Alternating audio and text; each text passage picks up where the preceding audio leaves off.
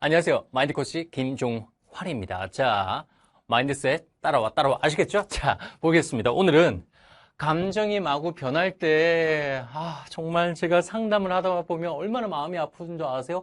감정이라는 것은요, 기본적으로 제가 이 원칙을 알려드릴 게 뭐냐면, 일관성 없어요, 제발 좀.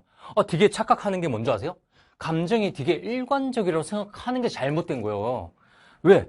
감정이 일관적이라고 생각한다고 하는 것은요, 기본적으로 일관성이 있다라고 하는 것은요, 기본적으로 내가 그 감정을 조절할 수 있다라고 얘기하는 건데, 감정 조절은요, 마음대로 되는 게 아니에요.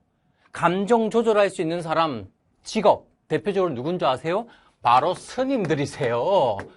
특히 명상, 좌선을 통해서 스스로 감정을 그렇게 노력해도 될까 말까인데 여러분이 한 번도 감정 조절이라는 부분에 대해서 훈련하지 않은 상태에서 된다고요? 저는 안 된다고 봅니다. 단지 그냥 선천적인 거지 조절 쉽지 않다고 생각해요. 그래서 감정이 마구 변할 때 스스로한테 선생님 저 같은 경우는 감정에 일관성이 없고요. 되게 나쁘게 얘기하는 식으로 하시는데 감정은 원래 일관성 없고요. 선생님 제가요 감정이 되게 기복이 크고요. 기복이 큰 게 아니라 원래 감정이란 건 일관성이 없는 거예요. 아시겠죠? 제가 이 얘기하는 이유가 보세요.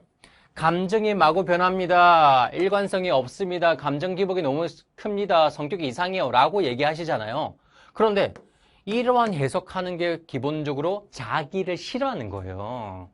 자기 싫어하지 마세요. 인간이니까 감정이 있는 거죠. 다만 내가 감정에 대한 부분을 왜 조절할 수 없는지를 보시면 되는데 이것은요 아동심리학이나 발달심리학에 보면 다 나와 있거든요. 대표적으로 보면 양육 형태와 내가 태어나면서부터 가지고 있는 기질 상태에 대해서 바뀌는 경우도 많고요. 환경의 영향에 의해서 바뀌는 경우도 많습니다. 보면 자 대표적으로 볼까요?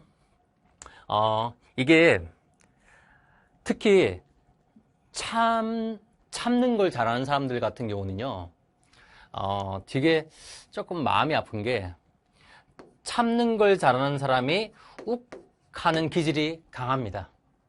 왜? 참았으니까요. 계속 누르다 보니까 누를 수 있는 장치가 기능 고장났죠? 빵! 하고 나는 거죠. 특히 대인관계에서 이런 일이 벌어지는데, 내가 갑자기 너무 화가 나서 이 친구한테 뭐라고 버럭 화를 내니까 대부분 친구들 뭐라는 줄 아세요? 야, 너 왜 그래?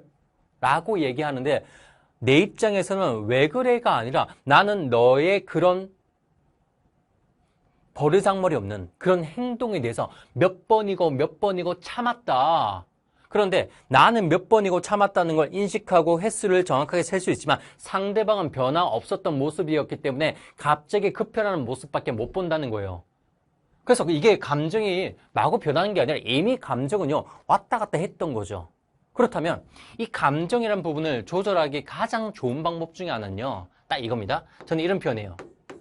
내면의 아이 라고 제가 표현을 씁니다. 이 내면의 아이라고 하는 건 뭐냐면 이거 들어보셨는지 모르겠지만 인간의 무의식 상태를 바라보시면요 대표적으로 아이디란 게 있고 그 다음에 에고란 게 있고 그 다음에 슈퍼 에고란 걸 나눌 수 있는데 아이디는 우리가 태어났을 때 그냥 본능의 형태 응애 배고파 응애 나 화났어 응애 이런 거잖아요. 그냥 본능이에요. 그냥 먹고 싶으면 먹고 그 다음에 뭐 여러 가지겠죠. 근데 에고는요 그나마 내가 수치스러움과 부끄러움에 대해서 인식하다 보니까 조금 절제를 하는 경우가 있는데 이걸 이성적 자아라 부르고 슈퍼 에고라고 하는 것은 초이성적 자아라고 해서 이때 옳고 그름을 구분하는 이 상태가 바뀐데 이것은 바로 기본적으로 우리가 얘기하는 성인 20살이 넘었다고 성인이 아닙니다. 내가 이룰 성자 내 스스로가 인간다움을 실천할 수 있는 성인을 얘기하는 거죠.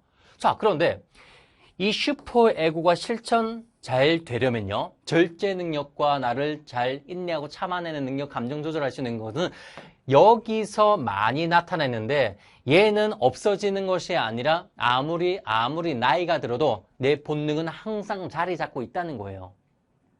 특히 슈퍼 에고로 발전한 사람들 가운데는요 나의 본능에 대한 그 표현을요 항상 뭐라고 하고 질책하고 계속 따지고 내 스스로에 대해서 나쁜 것만 주잖아요. 그럼 얘는요, 항상 나를 나쁘게 표현하다 보니까 싫잖아요. 누가 나를 나쁘게 표현하는 게 참는 거예요. 참죠.